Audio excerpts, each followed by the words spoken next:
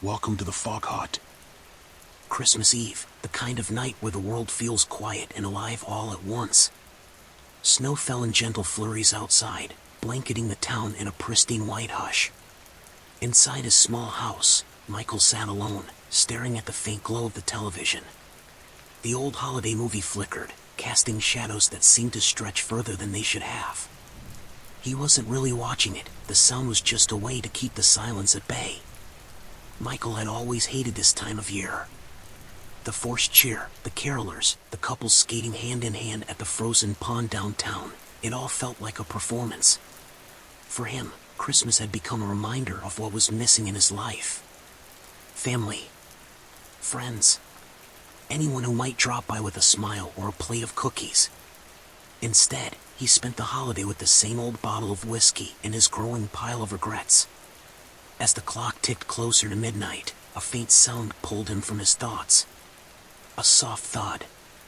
He froze, the glass halfway to his lips. The sound had come from the front porch. Setting the drink down, Michael stood up, his heart already pounding. It could have been the wind, or maybe some kids playing a prank. He told himself he was overreacting. But then it came again. A deliberate knock this time. Faint but distinct. He grabbed his phone, holding it tightly as he moved toward the door.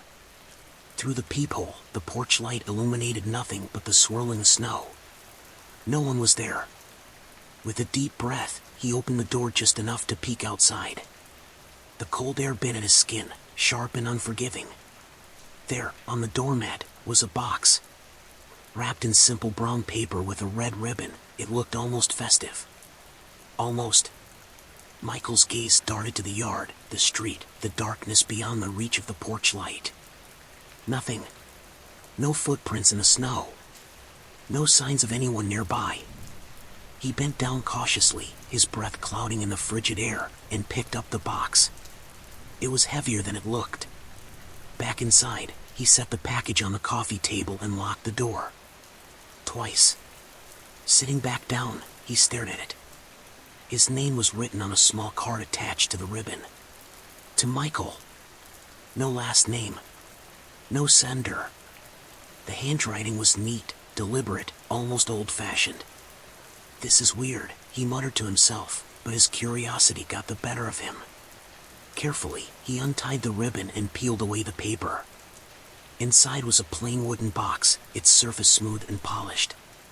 He opened it slowly, the hinges creaking softly.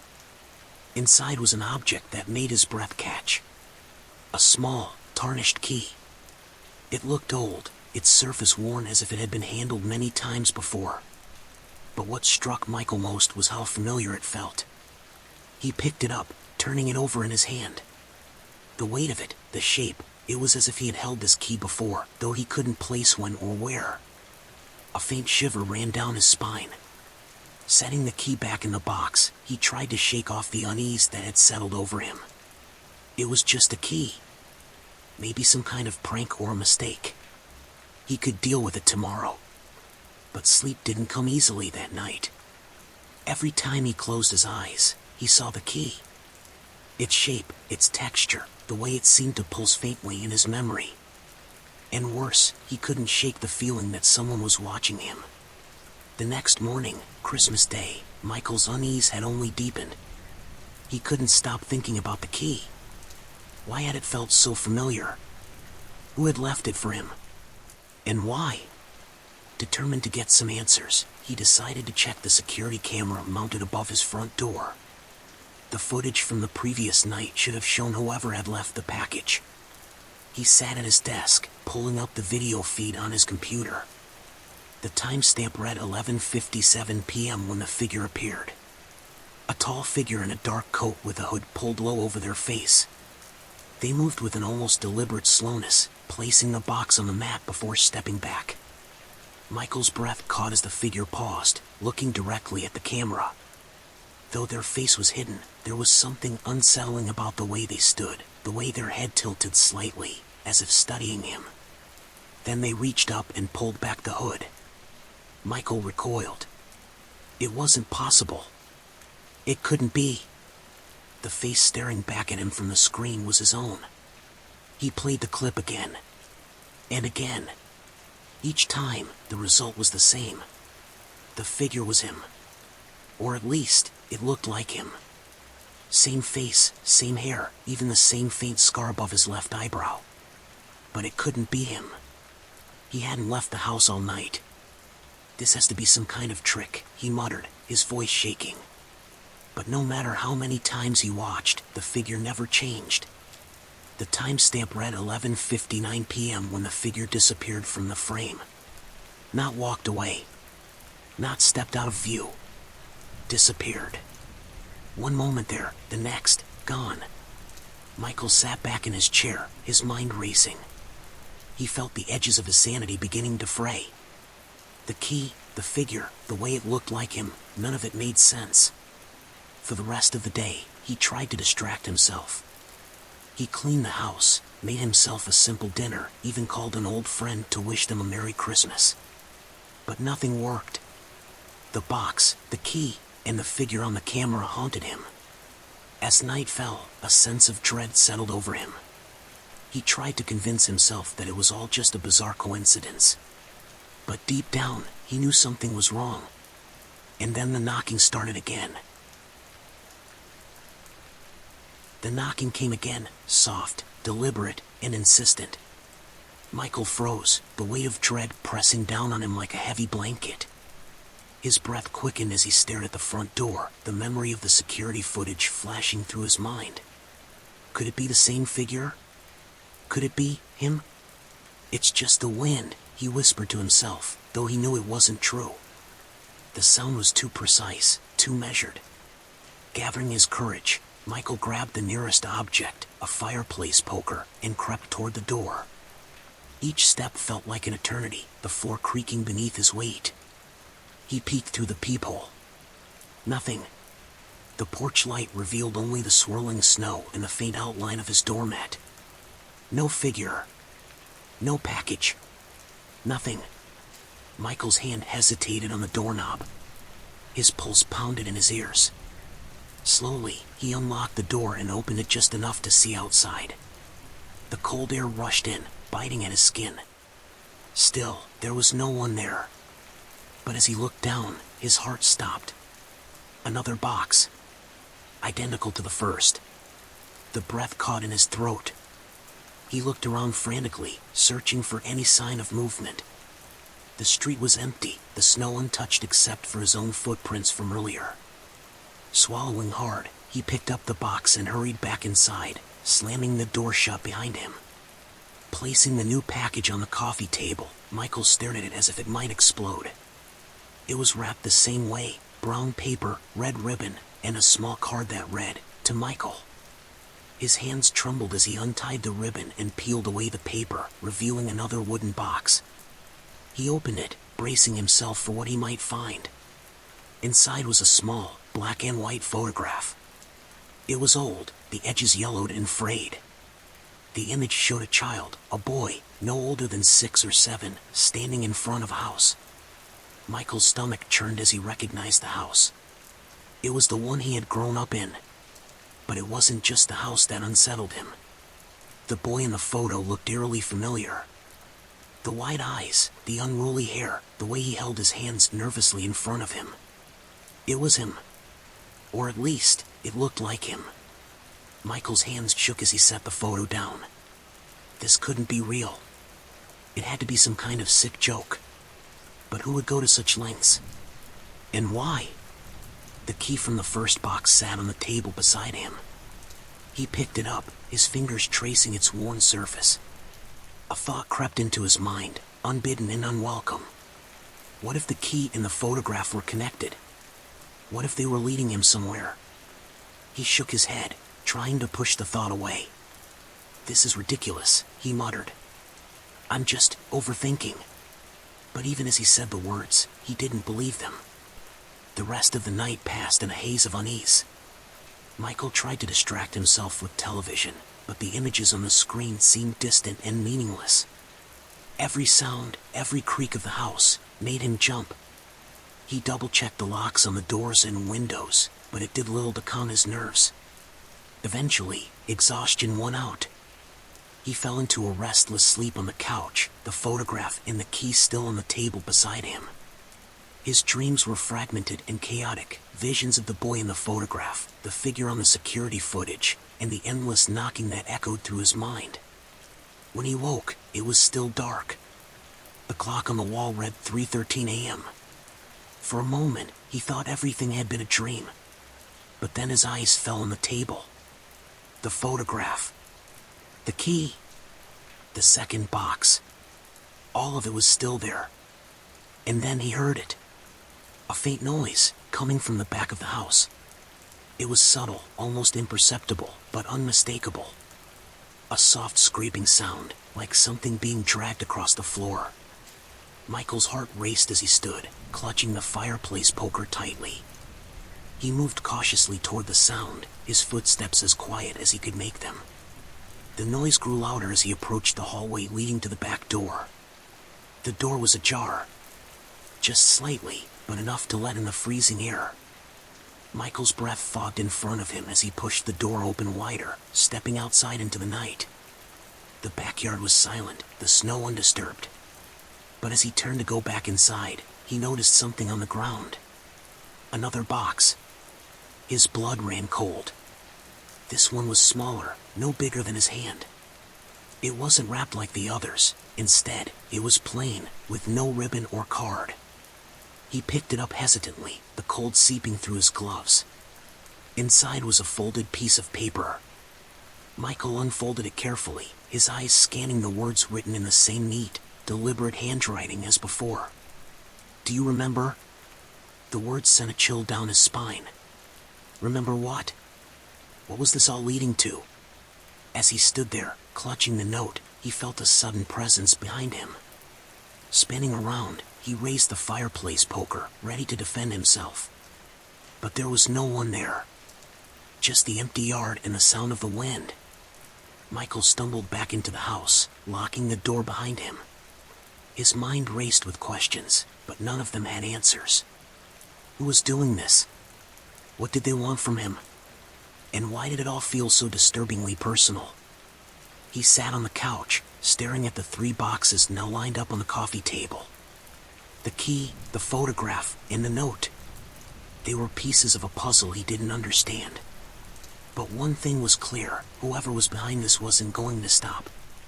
The knocking didn't come again that night. But Michael didn't sleep. He couldn't shake the feeling that this was only the beginning. Michael woke with a start, his body stiff from the awkward position on the couch. The faint morning light seeped through the curtains, but it offered no comfort. The 3 boxes sat on the coffee table like unwelcome guests, their presence heavy with unspoken intent. The key, the photograph, and the note seemed to taunt him, daring him to figure out their meaning. His first instinct was to throw everything away. Just get rid of it and pretend none of this had ever happened. But as he stared at the items, a nagging thought rooted itself deeper in his mind. What if this wasn't just a prank? What if there was something he needed to know, or remember? By mid-morning, Michael found himself pacing the living room, the key clenched tightly in his hand. The smooth, worn metal felt oddly warm against his palm, as if it were alive. Every so often, he would glance at the photograph on the table. The boy, himself, stared back with wide, innocent eyes, standing in front of the house he hadn't seen in years. That house. It was a place he had spent most of his childhood, a place filled with both warm memories and the shadowy corners of half-forgotten fears. His family had moved away when he was 12, after his father's sudden and unexplained disappearance. Michael had never returned, and over the years, the house had become little more than a distant memory. Until now. He knew what he had to do. The drive to his childhood home was uneventful, though the storm from the previous night had left the road slick and treacherous. Michael gripped the steering wheel tightly, his mind racing with questions and doubts. What would he find there? Was this just a wild goose chase, or was he walking into something far more dangerous? The house came into view just as the afternoon sun dipped lower in the sky. It looked smaller than he remembered, its once vivid blue paint now faded and peeling. The windows were dark, the curtains drawn tight. A for sale sign leaned haphazardly against the porch railing, half buried in the snow. Michael parked at the curb and sat there for a moment, staring at the house. His heart pounded in his chest, each beat louder than the last. He reached for the key, which now hung on a chain around his neck. It felt heavier than ever. "Let's get this over with," he muttered, stepping out into the cold. The front door was locked, but the key slid into the old brass lock as if it belonged there. The click of the tumblers turning sent a shiver down his spine. Pushing the door open, he was greeted by the musty smell of a house long abandoned. Dust motes floated lazily in the air, catching the faint light streaming through a crack in the curtains. Michael stepped inside, the floorboards groaning beneath his weight. The living room was almost exactly as he remembered it, though the furniture was covered in yellowed sheets. His eyes were drawn to the fireplace, where a faded photograph still sat on the mantel. It was a picture of his family, his father, his mother, and himself as a boy. He approached it slowly, his fingers brushing against the dusty frame. "Do you remember?" The words from the note echoed in his mind. Michael shook his head, trying to dispel the unease that clung to him like a second skin. The rest of the house was much the same, frozen in time yet weighed down by neglect. As he moved through the rooms, memories came flooding back, some warm and comforting, others tinged with a darkness he couldn't quite place. But no matter where he looked, he found nothing to explain the strange gifts or the haunting familiarity of the key. It wasn't until he reached the basement door that he felt it, a pull, subtle but insistent, drawing him closer. The key around his neck seemed to grow warmer, almost vibrating against his chest. Michael hesitated, his hand hovering over the doorknob. The basement had always scared him as a child, its shadowy depths filled with imagined monsters. Now, standing before it as an adult, that fear returned tenfold. With a deep breath, he opened the door. The hinges squealed in protest, the sound echoing down the dark stairwell. The air that greeted him was damp and cold, carrying a faint metallic scent.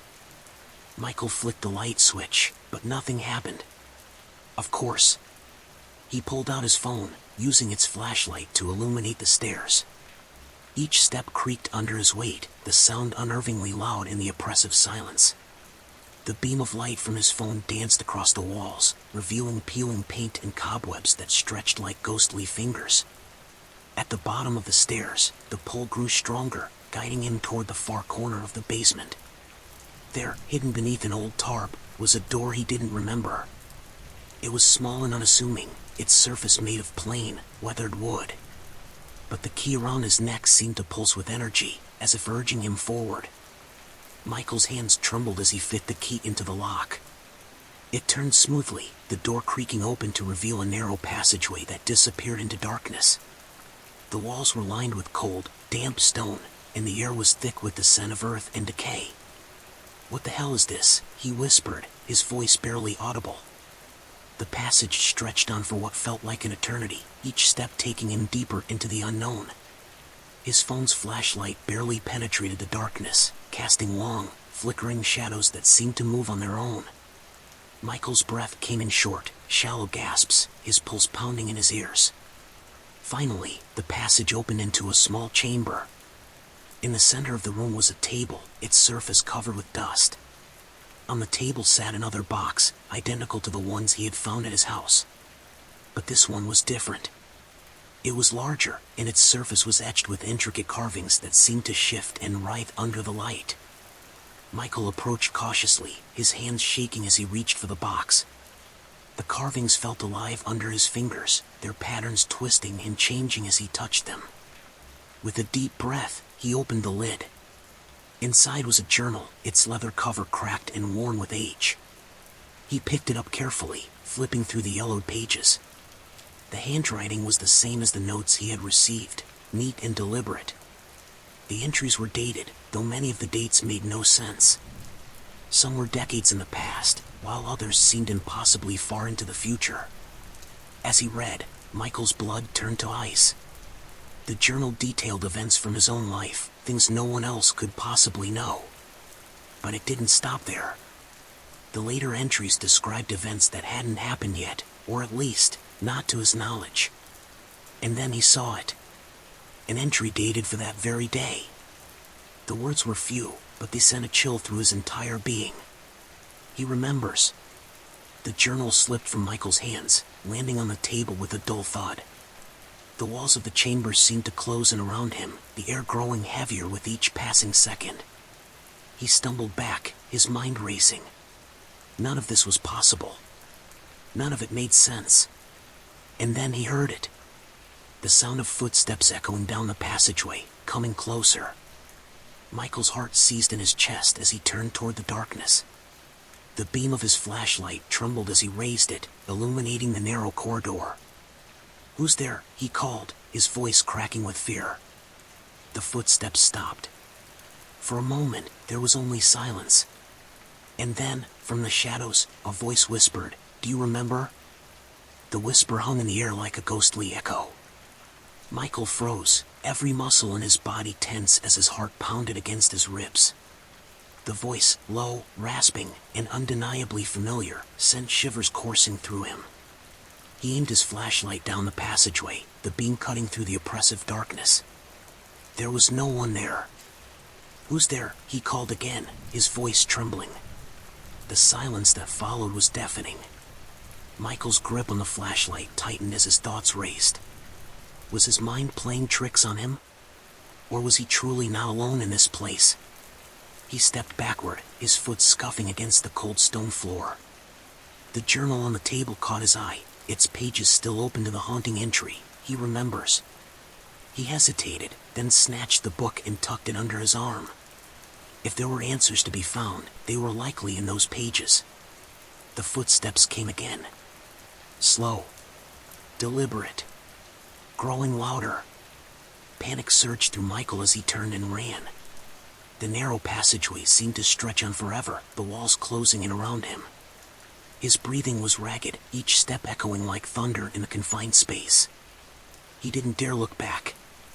Finally, the basement stairs came into view, bathed in the faint glow of his phone's flashlight. He scrambled up the steps, his foot slipping on the last one, and slammed the door shut behind him. The house felt eerily quiet as he leaned against the door, trying to catch his breath. His pulse thudded in his ears, drowning out the stillness. Michael bolted the basement door and moved quickly through the house, checking the locks on every window and door. The key still hung heavily around his neck, and the journal felt like a lead weight in his hands. He needed to make sense of this, needed to understand what was happening before it drove him mad. The living room was dimly lit by the fading daylight. Michael sat on the couch, the journal open on the coffee table in front of him. He flipped through the pages, his eyes scanning the neat, deliberate handwriting. The entries were disjointed, jumping between past and future events with no clear pattern. But one thing was certain, whoever had written them knew far more about him than anyone should. One entry detailed the day his father disappeared. Michael's throat tightened as he read the words. He stood in the doorway, his eyes wide with fear. "Stay here," he told the boy, but the boy didn't listen. The basement door closed behind him, and he was gone. Michael's hands trembled as the memory surfaced. He had been 10 years old, playing in the living room when his father, normally calm and composed, had rushed inside, pale and shaking.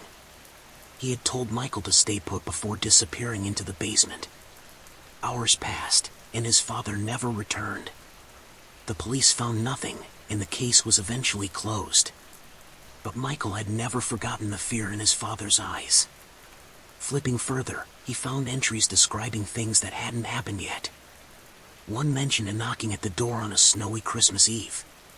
Another described the photograph he had found in the second box. Each event had unfolded exactly as written. But the entries became darker, more cryptic as they progressed. One page was blank except for a single sentence written in bold letters. "The truth lies below." Michael's gaze drifted toward the basement door. He had locked it, but the thought of what might be down there gnawed at him. The key around his neck felt heavier, as if urging him to go back. He shook his head. Not yet. He needed time to think, to prepare. Night fell quickly, the house bathed in shadows that seemed to stretch and twist unnaturally. Michael tried to distract himself with the television. but the images on the screen blurred together, meaningless. Every creak of the house made him jump, his eyes darting toward the basement door. The journal sat on the coffee table, taunting him with its secrets. He picked it up again, flipping to the last few entries. One was dated for the following day. He returns to the place it began. The answers are waiting, but so is the shadow. Michael slammed the book shut, his hands shaking. He felt as if he were being pulled into a game he didn't understand, one where the rules were written by someone else. But what choice did he have? The pieces were falling into place, and he couldn't ignore them any longer. The next morning, Michael awoke to a strange stillness. The snow outside had stopped, leaving the world blanketed in an eerie, pristine silence. He dressed quickly, the journal tucked under his arm and the key around his neck. His reflection in the mirror startled him. Dark circles framed his eyes, and his skin was pale. He barely recognized himself. Before heading back to the basement, he made a decision. He needed backup, someone to bear witness to whatever he found. He picked up his phone and called Emily, an old friend he hadn't spoken to in years. She was one of the few people he trusted, someone who had always been level-headed. "Michael?"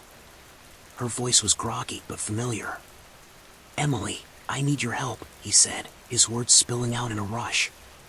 "Something strange is happening, and I don't know who else to call." There was a pause. "Are you okay?" she asked cautiously. "No," he admitted. "But I need you to come to my house. Please. I'll explain everything when you get here." Another pause, longer this time. Finally, she sighed. "Okay. I'll be there in an hour." Michael hung up, relief washing over him. He wasn't sure how much he would tell her, but having someone else there made the prospect of returning to the basement less terrifying. Emily arrived just as the clock struck noon. She was bundled in a thick coat, her auburn hair peeking out from beneath a knit hat. Her expression was a mix of concern and curiosity as she stepped inside. "Okay, what's going on?" she asked, brushing snow from her sleeves. Michael hesitated, unsure where to begin. He handed her the journal, watching as her eyes widened while she flipped through the pages. This is insane," she said, looking up at him. "You think someone's been watching you? Writing about you?" "I don't know what to think," he admitted. "But it's all led me back here. To the basement." Emily's gaze shifted toward the locked door. "And you want to go down there?" Michael nodded. "I need to. But I don't want to do it alone." She sighed, her breath fogging in the cold air. "All right. Let's see what's so important down there." Together, they approached the basement door. Michael unlocked it with trembling hands, the key turning with an almost reluctant click. As the door creaked open, the darkness below seemed to shift, as if alive. "Stay close," Michael said, gripping the flashlight tightly. Emily nodded, her expression steely. "Let's find out what this is all about." And with that, they descended into the shadows, unaware of what awaited them below. The descent into the basement felt like stepping into another world. The air was colder, heavier, and carried a faint metallic tang that made Emily grimace. Michael led the way, his flashlight slicing through the oppressive darkness, but the beam seemed to dim the further they ventured. "How much deeper does this go?" Emily's voice was steady, but her grip on his arm betrayed her unease. Michael glanced back, his face pale and drawn. "I don't know. It's like this place wasn't here before." The narrow passage twisted and turned, the walls lined with damp, crumbling stone. It didn't feel like the basement he remembered. It felt ancient, forgotten, as if it had been waiting for them to find it. Each step echoed unnaturally, the sound swallowed by the endless void ahead. They came to a stop at a fork in the path. The left tunnel sloped sharply downward, the right disappearing into an inky blackness. Michael hesitated, his eyes darting between the two. "Which way?" Emily asked, her voice tight. Michael reached for the key hanging around his neck. It felt warm against his skin, a strange sensation in the freezing air. He held it out, letting it dangle, and watched as it seemed to pull slightly toward the left path. That way, he said, his voice barely above a whisper. Emily didn't argue. Together, they descended the left tunnel, the slope growing steeper with every step. The walls were closer now, almost claustrophobically so, and the air grew colder still. Michael's flashlight flickered, its light struggling to stay steady. If this thing dies, we're in trouble, Emily muttered, clutching her own flashlight tightly. Michael didn't respond. His focus was on the strange pull of the key, the way it seemed to guide him forward. It was as if the object had a will of its own, leading him towards something he couldn't yet comprehend. The tunnel finally opened into a large chamber, its ceiling disappearing into the shadows above. The room was dominated by a massive stone structure in the center, a rectangular altar carved with intricate symbols that seemed to shift and writhe in the flickering light. Emily's breath caught. What the hell is this? Michael stepped closer, his heart pounding. The key grew warmer, almost hot, as he approached the altar. On its surface was another box, this one larger than the others and made of the same polished wood. The carvings on its lid seemed alive, pulsating faintly as if in sync with his heartbeat. This is it, Michael said, his voice trembling. This is what it's been leading me to. Emily hesitated, glancing around the chamber. The walls were covered in more of the shifting symbols, and the faint sound of whispers filled the air. Michael, I don't like this. We should leave. I can't, he said, stepping closer to the altar. I need to know. With trembling hands, he placed the key into a small, keyhole-shaped indentation on the box. It fit perfectly. As he turned it, the room seemed to pulse with energy, the symbols on the walls glowing faintly. The lid of the box creaked open. Inside was a mirror, its surface smooth and dark like polished obsidian. Michael reached for it, but Emily grabbed his arm. Wait, she said. We don't know what that is. Michael shook her off gently but firmly. I have to. He lifted the mirror carefully, its surface cold and unnaturally heavy. As he held it up, the whispers grew louder, swirling around them like a storm. The mirror's surface shifted, revealing not their reflections but a moving image. Michael saw himself as a child, standing in the doorway of the basement in his childhood home. He saw his father, pale and frightened, standing behind him. Stay here, his father said in a memory, his voice shaking. Don't follow me. The scene shifted, showing his father descending into the basement, the same basement they were standing in now. Michael's breath hitched as the memory played out, revealing a hidden door, the same one he had found earlier. His father opened it and stepped inside, the darkness swallowing him whole. Moments later, the door slammed shut, and a low, guttural growl echoed from within. The image faded, and Michael stared at the mirror, his mind racing. He knew, he whispered. He knew about this place. Emily's face was pale. Michael, we need to go. Whatever this is, it's not safe. But Michael couldn't tear his eyes away from the mirror. Another image began to form, this one showing the two of them in the chamber. The whispers grew louder, more frantic, as the image zoomed in on the altar. A shadowy figure appeared behind them, its form indistinct but undeniably menacing. Emily screamed as the sound of footsteps echoed through the chamber. Michael spun around, the mirror slipping from his hands and shattering on the stone floor. The whispers stopped, replaced by a deafening silence. Run! Michael shouted, grabbing Emily's arm. They bolted for the tunnel, their footsteps echoing loudly as the chamber seemed to tremble. The shadowy figure moved closer, its form shifting and writhing like smoke. The tunnel felt endless, the walls pressing in as they ran. Michael's flashlight flickered and died, plunging them into near darkness. Emily's beam barely lit the way, but it was enough to keep them moving. Finally, they burst through the basement door, slamming it shut behind them. Michael locked it, his hands shaking, as Emily collapsed against the wall, gasping for breath. What the hell was that? She demanded, her voice trembling. Michael didn't answer. His mind was racing, the images from the mirror etched into his thoughts. The shadowy figure, the hidden door, his father, it all connected, but the pieces still didn't make sense. "We can't stay here," Emily said, standing shakily. "Whatever's down there, it's not done with us." Michael nodded, his jaw set. "I know. But I need to find out what happened to my father." Emily grabbed his arm, her eyes fierce. "Not alone. Whatever happens, we face it together." He looked at her, gratitude and fear warring within him. Together, he agreed. And as the house creaked ominously around them, they prepared for what would come next. The house seemed to hold its breath as Michael and Emily sat in the dimly lit living room, the weight of what they had seen pressing down on them. The shattered pieces of the mirror in the basement, the shadowy figure that had pursued them, and the images that had flickered across the obsidian surface, all of it pointed to something far darker and more personal than either of them could have anticipated. Michael turned the key over in his hands, its surface now cold and lifeless. "There has to be more to this," he said, breaking the silence. "The journal, the key, that thing. It's all connected to my father."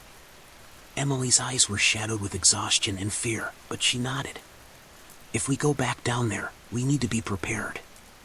Michael's gaze drifted toward the basement door, its presence like a dark specter in the corner of the room. He stood, determination hardening his features. "We'll finish this. Together."